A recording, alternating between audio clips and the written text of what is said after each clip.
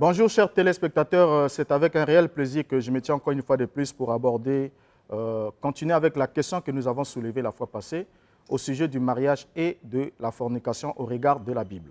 Et comme nous l'avons souligné le dimanche dernier, que le mariage biblique était une institution dépourvue de tout caractère religieux, c'est-à-dire qu'il n'était jamais célébré dans un édifice religieux, moins encore par un prêtre, un prophète ou par un pasteur comme cela se fait aujourd'hui. Alors, d'où vient-il qu'il y ait la cérémonie du mariage dite religieux, puisque les pasteurs vous diront que pour qu'un mariage soit légitime, il faudra que la dot soit versée auprès de la famille, ensuite que l'on passe à l'état civil et après l'état civil, qu'on puisse terminer effectivement à l'église avec la bénédiction d'un pasteur qui va vous imposer les mains. Et c'est à ce moment-là que Dieu reconnaîtra votre couple comme étant marié. Et si jamais le pasteur ne le fait pas, alors tout acte sexuel que vous posez avec votre conjointe, même si vous êtes acquitté de ce que les parents ont exigé, serait alors un péché et il serait appelé fornication, puisque jusqu'à ce que le pasteur vous impose les prétendus mains et pris pour vous mettre des alliances, vous n'êtes pas, selon eux, mariés aux yeux de Dieu, ce qui est totalement faux. Alors, remontons d'abord un peu l'histoire pour comprendre à quel moment débute la célébration du mariage dit religieux. C'est précisément au Moyen-Âge que le christianisme s'est emparé de cette institution de mariage et on a fait un grand sacrement au même niveau que le baptême. Donc là, quand nous parlons du christianisme, nous parlons de l'Église catholique romaine qui a récupéré cette institution qui était à l'origine laïque, qui n'avait pas besoin d'une cérémonie religieuse, qu'il a récupérée au Moyen-Âge, précisément à l'époque médiévale, pour en faire une institution de l'Église ou encore un sacrement de l'Église à même titre que le baptême et l'Eucharistie. Donc le mariage chrétien est une invention pure et simple, une invention médiévale, et c'est précisément au Xe siècle que se marier à l'Église était devenu une pratique courante. Alors, pour relever un certain élément important, c'est que les formes actuelles que nous avons du mariage catholique ont été codifiées progressivement au cours des siècles, et c'est précisément au 4e Concile de Latran en 1215, et ensuite suivi des évolutions que cela a pris jusqu'en 1542, c'est à l'occasion du Concile de Trente qu'il était établi que l'union devrait obligatoirement être célébrée par un curé et en présence des témoins. Donc vous allez voir que c'est progressivement que cette institution va évoluer. Mais avant que l'Église catholique romaine puisse faire cette institution, les gens se mariaient et au regard de la Bible, ce que l'on appelle mariage religieux n'a absolument aucune raison d'être. Alors ceux qui pratiquent les rites dits du mariage chrétien aujourd'hui ne se sont jamais posé la question de savoir d'où part ces rites, qui l'a exigé, est-ce que cela fait partie des ordonnances que les pasteurs ont reçues dans leur mandat de la part de Dieu, quand le Christ leur a dit de prêcher la bonne nouvelle du royaume, est-ce qu'il a institué la célébration des mariages qui deviennent en quelque sorte une cérémonie même plus importante et plus éloquente que même le baptême, ainsi de suite, alors que le salut est la chose primordiale, le mariage est une affaire laïque dont Dieu ne s'est ingéré qu'une fois que l'alliance a été conclue, il devenait le témoin pour témoigner contre ceux qui violeraient cette alliance conjugale. Alors, le mariage dit à l'état civil, qui est aussi exigé, comme nous l'avons dit la fois passée, le mariage dit à l'état civil n'a aucune incidence spirituelle, parce que Dieu n'a rien à voir là-dedans, mais c'est l'État qui exige cela, afin d'accorder un encadrement juridique au couple. Donc, afin que l'État puisse reconnaître les individus vivant ensemble comme étant mariés, l'État alors leur permet alors de célébrer le mariage à l'état civil auprès d'un officier de l'état civil ou encore du maire. Alors, le mariage de l'état civil aussi, il faut le rappeler, au niveau par exemple de la France, a été institué en 1792. Donc, avant 1792, les registres des mariages par Rousseau consistaient en quelque sorte les seuls documents de l'état civil existants. Mais c'est quand on arrive en 1792, pratiquement après la Révolution française, qu'il va être décidé qu'avant que le curé puisse célébrer le service religieux autour du mariage, il faudra d'abord que le mariage soit célébré au niveau de l'état civil. Voilà pourquoi vous comprenez ensemble avec moi que lorsque votre pasteur veut célébrer votre mariage ou bénir votre mariage, il faudra d'abord que vous passiez au niveau de l'état civil, parce que si vous ne passez pas d'abord au niveau de l'état civil et que vous le célébrez au niveau de l'église ou bien par un curé, vous violez la loi et en ce moment-là, vous êtes en infraction, vous pouvez être poursuivi par la loi pour cette infraction-là.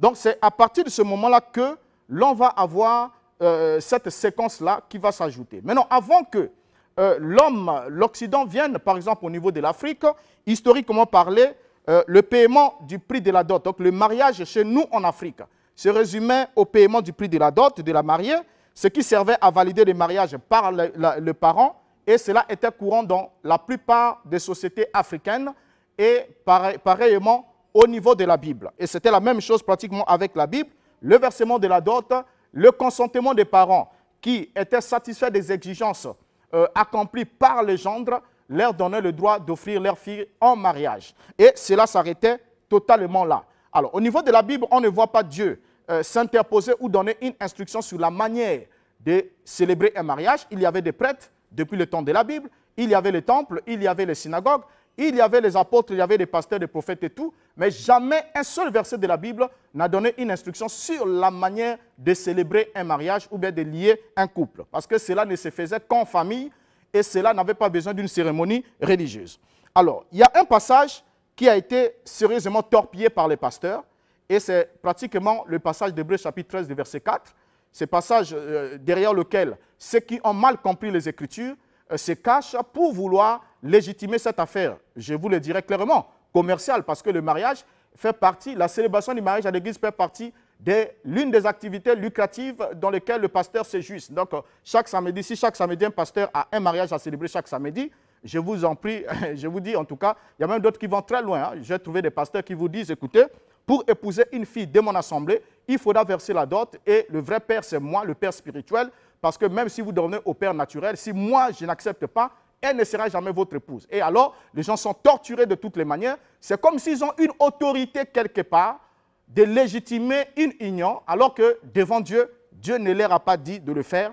Et en enseignant ce que Dieu ne leur a pas institué de faire, ils se constituent en faux pasteurs, en loups, en faux prophètes, ainsi de suite, parce qu'ils prennent leurs paroles pour les paroles de Dieu. Alors, prenons ce passage-là qui a été mal interprété et torpillé de toutes les manières, Hébreux chapitre 13, le verset 4. Dans ce passage, nous lisons que le mariage soit honoré de tous et les lits conjugales exemptes de souillure, car Dieu jugera les impudiques et les adultères. Voilà.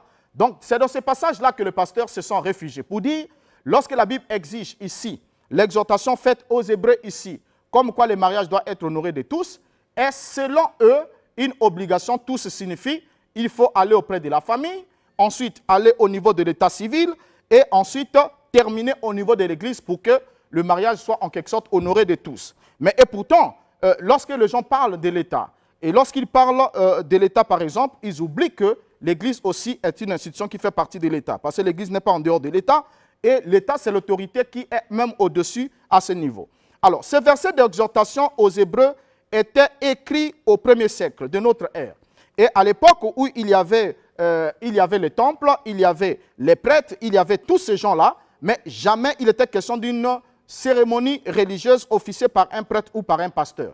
Donc, honorer le mariage ne signifie pas faire une cérémonie religieuse devant un prêtre ou devant un pasteur, selon ce que recommande la Bible. Ici, on doit noter ensemble avec vous, on rappelle, que seul le père de la fille était la seule autorité biblique légitime en matière de mariage.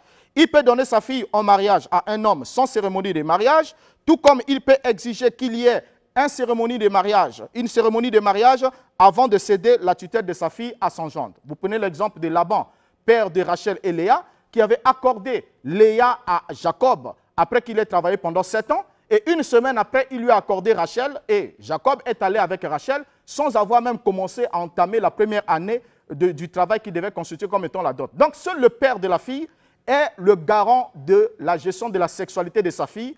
Il peut confier sa fille à son gendre, quel que soit le prix.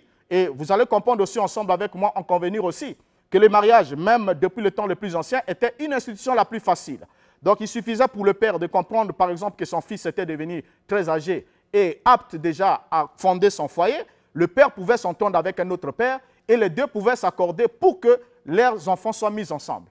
Et dans plusieurs civilisations, encore plusieurs sociétés africaines, le mariage, la dot était quelque chose de symbolique. Et au début, c'était même le gendre, donc le parent de l'époux, qui proposait eux-mêmes les cadeaux qu'ils devaient apporter pour avoir la main de la fille. Jusqu'à ce qu'avec l'évolution du temps, cela a changé. On demande maintenant une liste des cadeaux qu'on doit offrir, qu'on appelle la liste de la dot. Et aujourd'hui, croyez-moi, c'est même avec honte que je l'ai dit, pour les pasteurs et les prédicateurs, ceux qui vont même à l'église, ainsi de suite. Ou lorsque nous trouvons dans les listes des mariages, on exige, on demande des smartphones, des groupes électrogènes, des trucs comme ça qui n'ont rien à voir avec le symbolique du mariage et ce qui dénature complètement cette institution. Alors, le verset 13 de Hébreux 4, le verset 4 de Hébreux 13, c'est un verset qui est souvent pris en faux par les pasteurs, les défenseurs de l'abstinence prénuptiale, comme preuve comme quoi le cadre imposé pour avoir des rapports sexuels est le cadre du mariage. Alors que dans ce verset, qui est bien clair, il est question de ne pas le prendre à tort, puisque la suite du verset donne une précision. Il consiste ici de parler du respect du lit conjugal. En d'autres termes, toute personne qui s'engage dans le mariage est de facto concernée par l'obligation de respecter le lit conjugal. Donc, tout ceci est mis pour les époux. Vous allez prendre d'autres traductions, il est dit que les époux honorent le mariage. Donc, c'est ceux qui s'engagent dans cette institution qui ont l'obligation de garder leur lit conjugal exempt de tout souillure. Et quand il est dit, il est parlé de tout souillure, il est parlé de l'adultère, il est parlé de la fornication ou de l'impudicité. Alors, l'adultère, il faudra le définir aussi en un seul mot. L'adultère est lié au statut de la femme. Donc, quand une femme mariée va avec un autre homme que son mari, elle est taxée d'adultère. Lorsqu'elle est mariée et elle est répudiée, bon, il y a une différence entre la répudiation et le divorce, peut-être ça fera débat, on y reviendra, mais lorsqu'elle est répudiée et qu'un autre homme le prend, alors que son premier mari qui l'a épousé légitimement est vivant, alors cette femme-là vit en adultère. Ça, c'est ce que la Bible dit. Et la fornication ici qui concerne le lit conjugal, c'est lorsque l'homme qui est là ou l'un des conjoints va s'approcher d'une proche parente, va commettre l'homosexualité, va commettre la zoophilie, donc va commettre l'inceste. Alors, toutes ces choses-là souillent le lit conjugal pour ce qui concerne le déconjoint. Et aussi, le fait même de s'approcher de sa propre femme pendant la période menstruelle, c'est ça aussi qui suit aussi le lit conjugal. Donc, ça n'a aucun rapport avec le fait que l'on puisse souligner aujourd'hui comme quoi le cadre imposé pour avoir des relations sexuelles avec une femme, c'est le cadre du mariage. Et le mariage, quand ces gens-là parlent du mariage, ils parlent de tous les fanfaronnades, au fait, tout ce qu'ils font autour de cette prétendue institution, chaque samedi, ainsi de suite, le bruit qu'ils font dans les églises et tout, ça danse, ça chante et ça fait tout. Et c'est ça qu'ils appellent la légitimation. Alors, ce verset de Hébreux 13, verset 4, est finalement assez clair. Il est assez clair et il engage ici les époux à respecter l'engagement qu'ils ont pris. Et il y a beaucoup d'autres traductions qui peuvent vous donner un éclairage assez important sur ce point-là. Alors, pour terminer avec ce que c'est la fornication selon la Bible. Il est parlé de la fornication selon la Bible, tout rapport sexuel immoral ou interdit par la loi, et les dispositions sont bien mentionnées dans Lévitique chapitre 18, et entretenir des rapports sexuels avec une femme avant le mariage n'en fait pas partie. Mais je ne suis pas là en train d'encourager le libertinage sexuel, le vagabondage sexuel, mais je suis en train de statuer sur ce que disent les Écritures, qu'on reste uniquement sur ce qu'elle dit dans les Écritures. Qu'est-ce qu'elle dit dans les Écritures en premier lieu? Lorsqu'un homme s'approchera d'une vierge qui n'est point fiancée à un autre, la séduira et couchera avec elle, la Bible exige qu'il paye la dot et la prenne pour femme. Voilà l'exigence biblique en cette matière. Et vous constatez ensemble avec moi que là, le rapport sexuel intervient avant le mariage. Donc, il doit la doter et la prendre pour femme. Maintenant, si le père de la fille refuse de la lui donner en mariage, la Bible dit qu'il doit payer en argent la valeur de la dot des vierges et il laisse la fille d'autrui. Mais cette fille qui est laissée là n'a plus la statue de vierge. Vous voyez? Et par la suite, alors c'est à ce moment-là qu'intervient ce qu'on appelle le péché dans cette affaire-là. Le péché, c'est à quel moment? C'est au moment où l'homme connaît cette vierge, il lui ôte la virginité et il disparaît dans la nature. On lui demande de payer la dot et de la prendre. Il refuse de la prendre et on lui demande de verser le prix de la dot des vierges parce que puisque la virginité est ôtée, celui qui viendra la prendre après ne payera plus la dot de la vierge. Alors quand il refuse à tout prix, c'est à ce moment-là qu'intervient ce qu'on appelle le péché. Il a posé là un acte qui est contraire à la loi divine.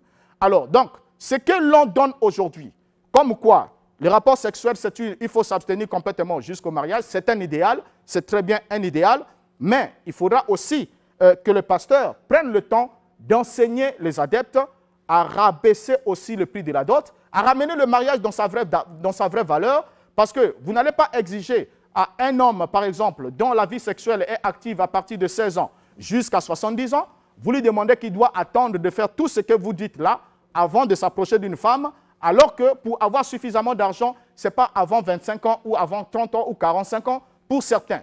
Alors, du coup, vous les emmenez à pécher dans leur conscience parce que vous leur mettez dans la conscience que c'est faux et vous les empêchez aussi d'avoir des moyens d'accéder à ce que vous pensez être légitime.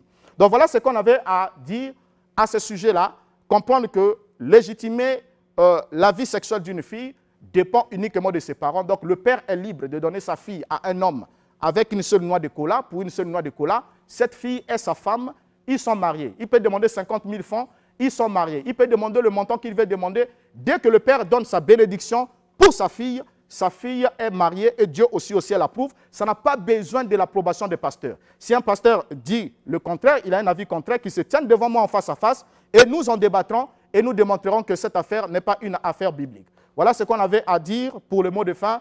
Je réponds au 06 522 46 66, 06 522 46 66. Je vous dis au revoir et merci pour votre aimable attention.